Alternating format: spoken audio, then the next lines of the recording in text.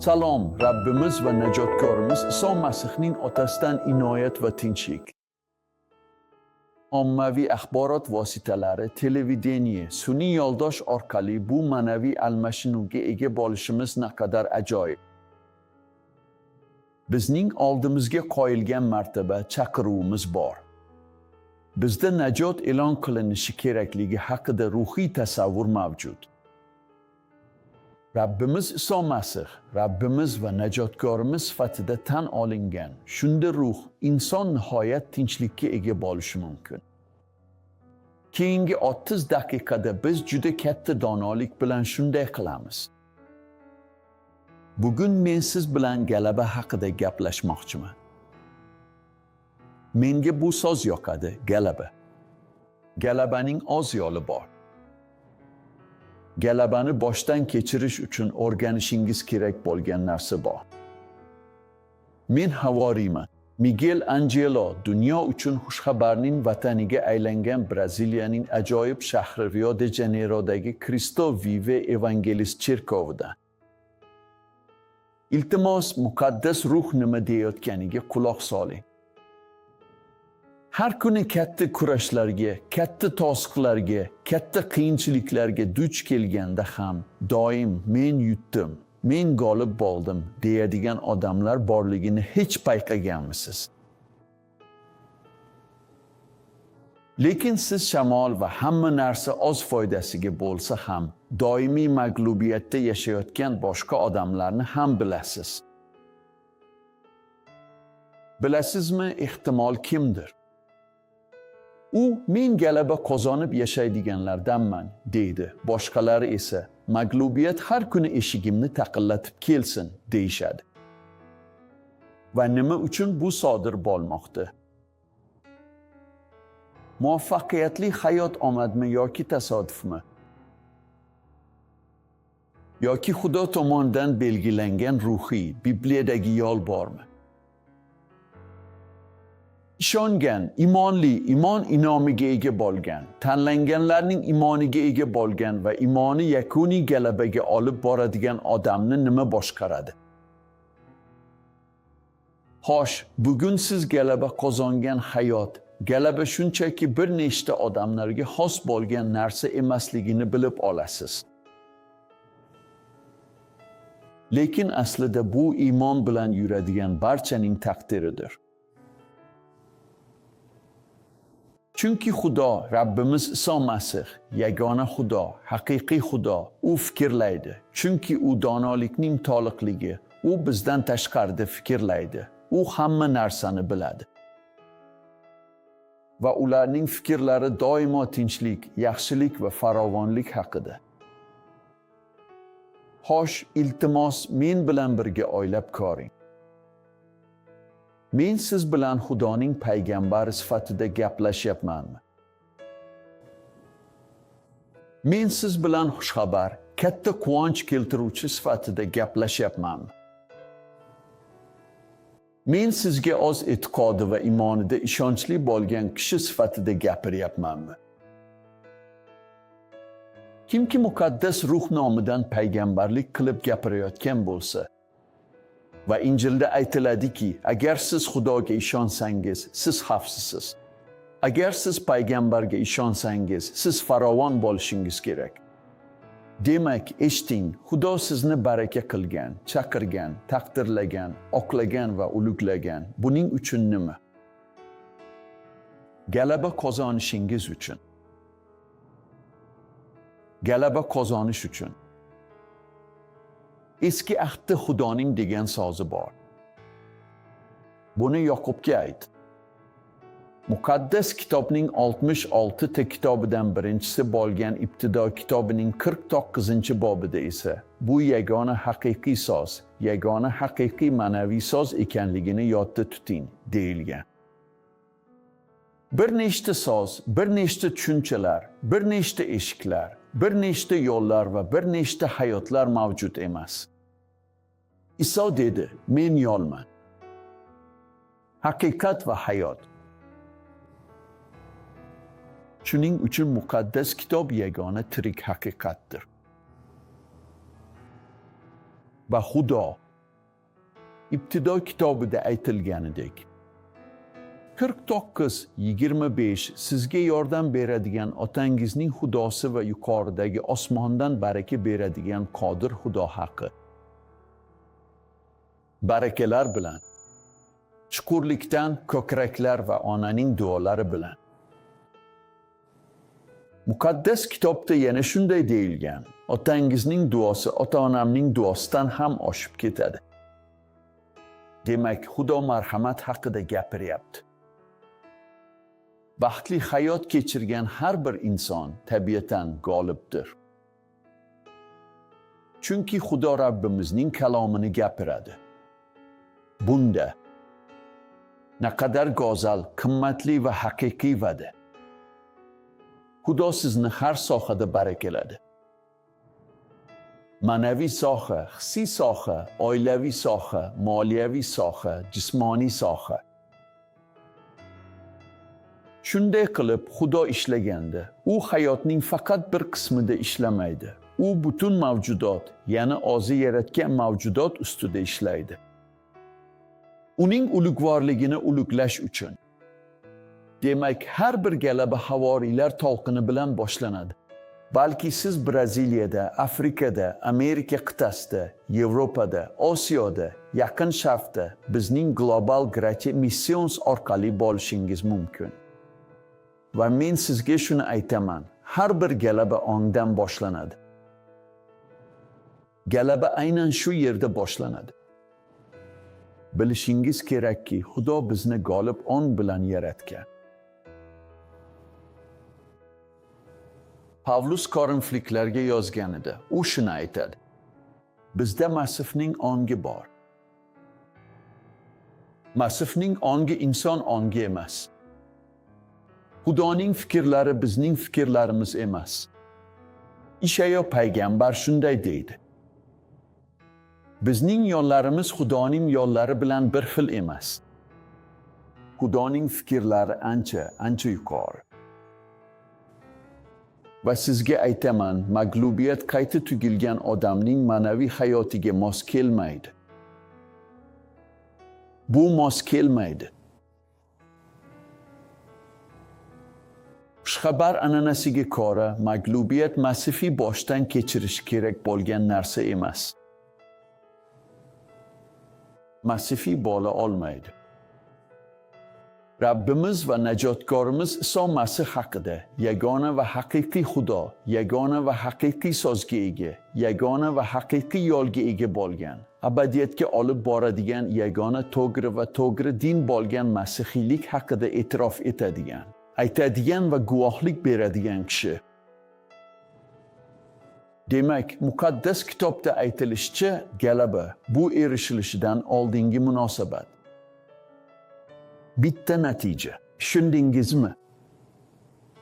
Va'daga ishongan, fikri Masihga tegishli bo'lgan har bir kishi Xudoning kalomi nima deyishini biladi. Shuning uchun va'daga ishongan har bir kishi dunyoning bosimiga taslim bo'la olmaydi. Chunki muqaddas kitobda qonun, ekish qonuni, ekish va hosil egish qonuni borligi aniq ko'rsatilgan. Xudo bu hafta Nuhga gapirdi. Biz hali ham o'sha yerda, eski ahd davridamiz. Shuning uchun ibtido kitobidan vahiy kitobigacha butun bir ma'naviy ma'no borligini ko'rishingiz mumkin. Muqaddas kitobda 66 ta kitob bor, 39 va 27 ta eski va yangi. Muqaddas kitob 1500 yil davomida 3 ta qit'ada Ibroniy, Oromiy, Yunon va Lotin tillarida yozilgan. Razvedka tadqiqotlari shuni ko'rsatadiki, muqaddas kitobda 73900 ta aloqa mavjud bo'lib, ularning barchasi Iso Masihning shaxsiga olib boradi.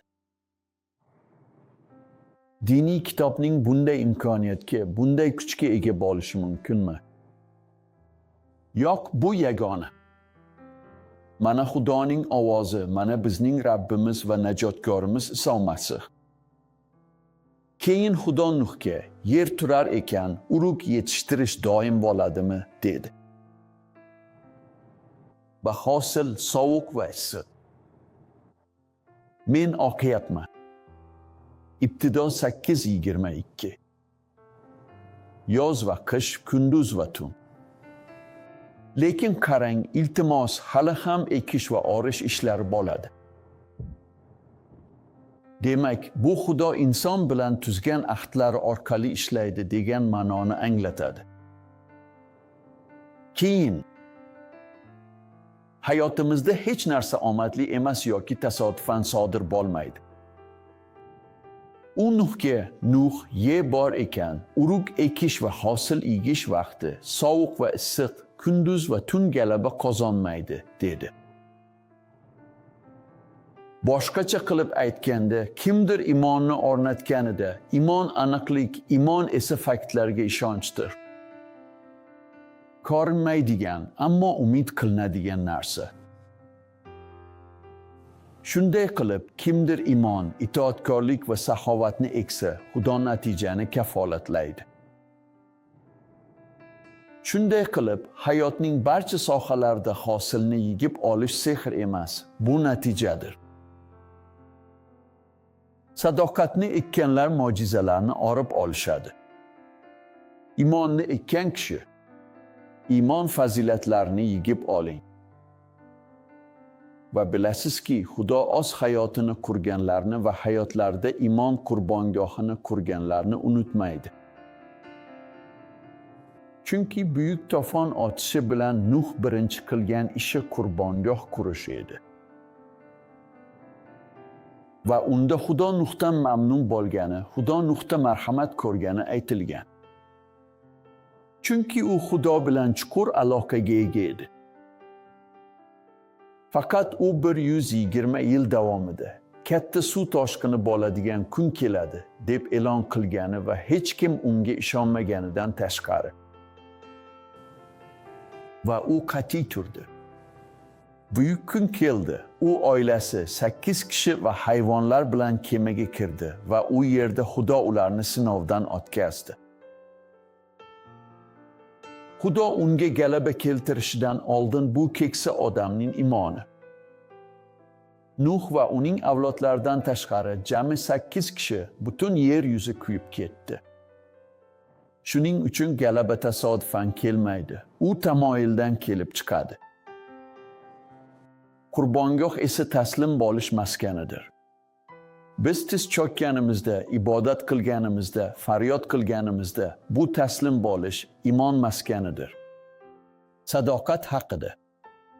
Demak, qurbongoh qurgan har bir kishi shunday fikrga ega. Men qurbongoh haqida gapiryapman, shunchaki unga bir nechta tosh qo'yish haqida emas. Bu munosabat, bu Xudoga, muqaddas kitobga qaratilgan ong. Kim qurbongoh qursa, u sovg'a va nihoyatda barakali kelajakni ko'taradi.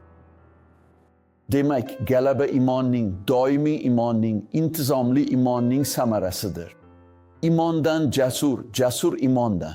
Va ehtimol siz meni tinglayotgandirsiz va shu bilan birga boshqa bir ovozning, lekin men hayotimda faqat mag'lubiyat va muvaffaqiyatsizlikni ko'raman deganini eshitayotgandirsiz. Azizlarim, mag'lubiyat va muvaffaqiyatsizlik masifiy uchun narsalar emas.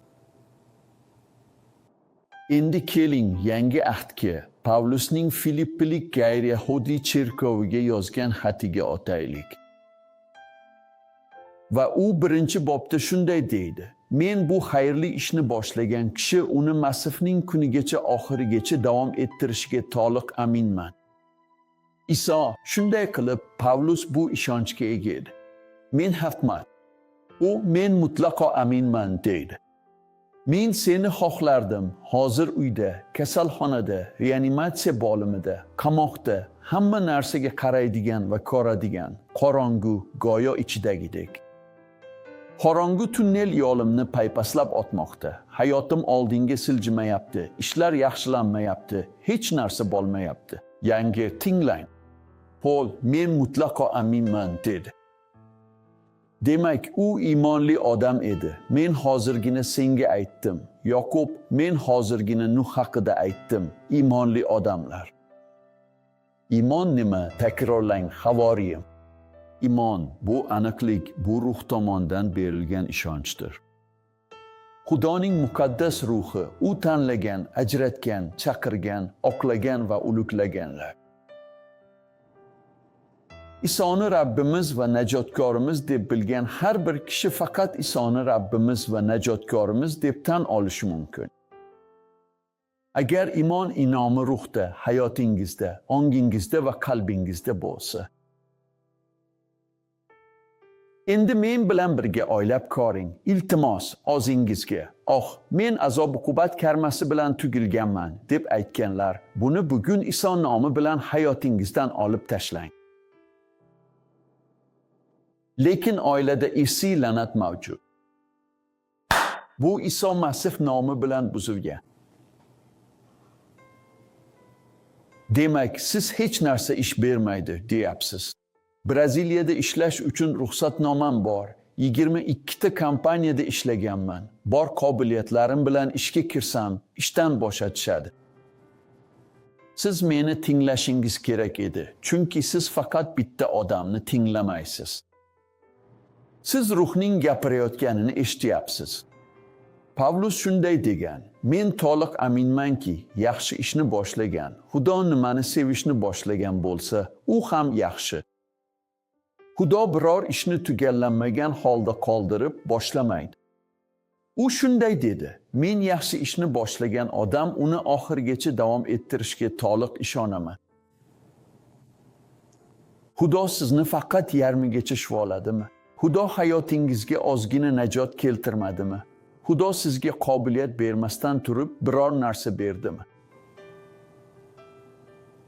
Men buni shaxsiy hayotimdan ko'rib turibman. Insoniy nuqtai nazardan aytganda, men bu dunyodagi eng kichik havoriyman. Men hatto havoriy deb atalishga ham loyiq emasman. Lekin Xudo mening hayotimda boshlagan va u oxiriga yetkazadigan ish, men bu yer yuzida yashagan barcha yillarim, bu yerda yashagan vaqtim doimo shonli vaqt bo'lishiga aminman. Kuchli vaqt, chunki men bunga chin dildan ishonaman. Men Xudo hayotimda xayrli ishni boshlaganiga va uni oxirgi kungacha tugatganiga ishonaman. Men juda katta hosil olaman. Bizning global inoyat missiyamiz butun dunyoga tarqala boshlagandan beri ko'plab mamlakatlar bizga qo'shilishdi, biz bilan muloqot qilishdi va bizga javob berishdi. Dunyoning turli burchaklarida juda ko'p yuzlab va yuzlab odamlar.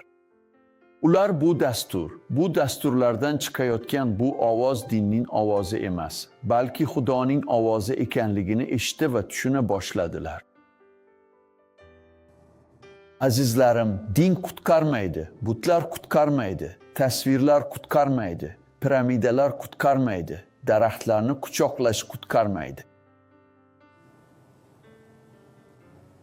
Santo daimo ichish sizni qutqarmaydi.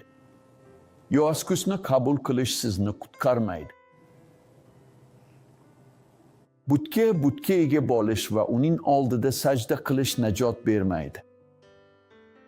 Iso Masih yagona najotkor, yagona Rabbiydir. Shunday qilib, Xudo va'dalarni shunchaki taslim bo'lish uchun bermaydi. U va'da beradi va uni bajaradi. Iymon barcha masalalar bo'yicha kurashlarni bekor qilmaydi, balki har bir kurashni, har bir azobni zinapoyaga aylantiradi. Yuqoriga ko'tarilish yo'lida har doim g'alaba va g'alaba uchun ishonganingizda Xudo harakat qiladi. G'alaba bu Masihga bo'lgan iymonning kichik kundalik qarorlarining yigindisidir. Iso va hatto charchagan, holdan toygan holda ham ishonishda davom etsangiz va ba'zi muammolar va qiyinchiliklarni tushunmasdan ham Rabbim omin desangiz, xulosa qilaman. Men tugilgan erkakman, sen esa g'alaba qozonish uchun tugilgan ayolsan, sen g'alaba qozonish uchun tugilgansan. Yaxshi ishni boshlagan Xudo to'xtamaydi, u uni oxiriga yetkazadi. Bugun ekilgan iymon, bu kuylangan iymondir. Ertaga Iso nomi bilan ismingiz ulug'lansin. Pastor, men nima qilishim kerak? Bu so'z meni hayajonga soldi, yuragimni larzaga keltirdi, suyaklarimda olovni his qilyapman. Nima qilishim kerak? Faqat bitta narsa, hayotingizni Iso Masihga topshiring, o'zingizni unga bagishlang, uni Rabbimiz va najotkorimiz deb tan oling. Muqaddas kitobda aytilishicha, kim uni qabul qilsa, Xudoning farzandi deb atalish kuchini beradi. Sizda kuchli hayot bor va sizda g'alaba qozongan hayot bo'ladi. Demak, Rabbimizning ismi ulug'lansin. Buyuk menman, Iso Masih, rahmli Xudo, mehribon, hamma narsani biluvchi va suveren, mening lablarim orqali sizga gapirdi. Qo'llaringizni ko'taring va ayting: Men Isoga Rabbim sifatida iymon keltiraman. Hayotimdagi barcha ishlarim uchun g'alabani qabul qilaman. Men boshman, dum emasman, men yuqoridaman, endi pastda emasman. Men qarz beraman, qarz olmayman. Bularning hammasini Oliyjanob Xudo, yagona Xudo, Qodir Rabbiy, Iso Masih, Xudo, Rabbiy, xalqlarning payg'ambari, Qodir Tangrining nomi bilan. Amin, amin va Allohga shukrlar bo'lsin.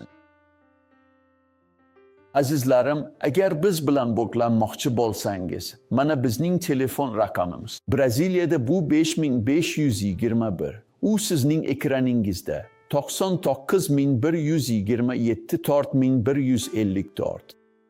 Agar shaxsiy ibodat olish uchun biz bilan bog'lanmoqchi bo'lsangiz, 5521 3017 9090 raqamiga qo'ng'iroq qiling. Rio de Janeiro, Braziliya.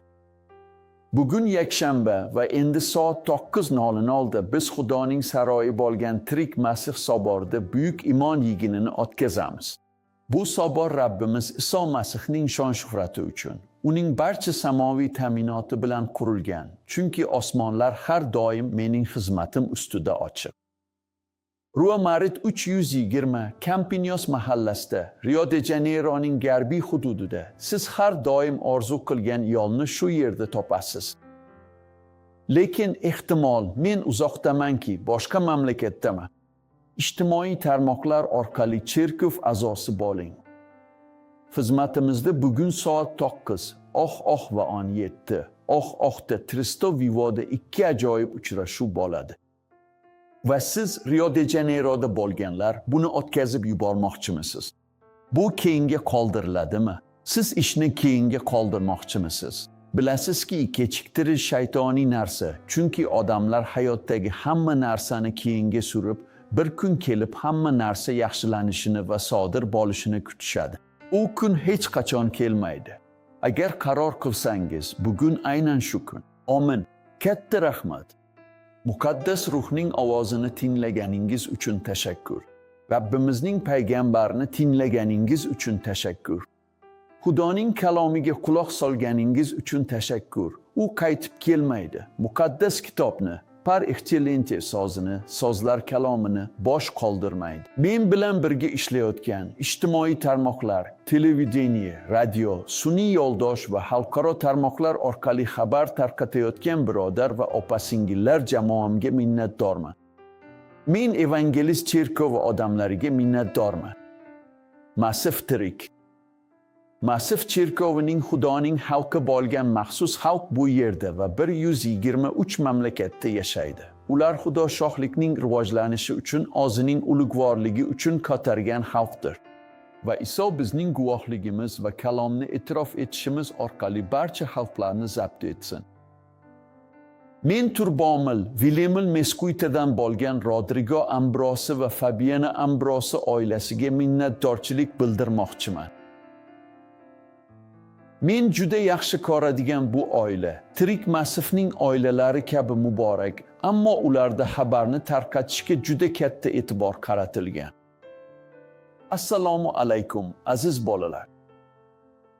Renato Villarenjo, Trudy Riches oila muborak zinzani g'olib kompaniya. Sizlar Xudoning ishini sevganingiz uchun rahmat. Biz bilan yelkama-yelka turganingiz uchun rahmat. butun dunyoga xushxabarni e'lon qilishga imkon berganingiz uchun rahmat. Aks holda hech qachon yetib bormagan odamlarga yetib borayotgan, hech qachon o'zgarmagan hayotlarni o'zgartirayotgan, faqat olim kutilgan hayotni olib kelayotgan Global Grace Missions tashkilotiga rahmat. Barchaga eng yaxshi tilaklar. Qodir Tangrining, yagona Rabbning, hayotning yaratuvchisining, yaxshi choponning nomi bilan. Haqiqiy uzum daraxti, qoylarning oliy choponi, e'tiqodimizning bosh ruhoniysi, jonimizning havoriy va paygambari, yaxshi chopon, yaxshi Rabb, unga butun sharaf, butun madh va butun ulug'lik bo'lsin. Halleluya. Bu Xudo hech qachon xato qilmaydi. Mana endi ayta boshlang. Men g'olibman, men zafarli odamman. U bizning hakamimiz. U bizning parakletimiz, u bizning himoyachimiz, u bizning janglarimizda jang qiladigan, u bizning janglarimizda g'alaba qozonadigan. Faqat unga sharaf, maqtuf va shon-sharaf abadiy bo'lsin. Uchrashuvimiz tugadi. Aqli idrokingizga ko'ra, siz shunchaki g'olibdan ham ko'proq narsasiz. Shunchaki siz shundaysiz. Biz bilan bog'lanish hayotingizda katta o'zgarishlar bo'lganini isbotlang. Va bugun siz endi Masih bilan abadiy yashayman deysiz. Inoyat va tinchlik. Braziliyaning Rio de Janeiro shahridan butun dunyoga havoriy Miguel Angeloning quchog'i. Inoyat va tinchlik. Iso nomi bilan.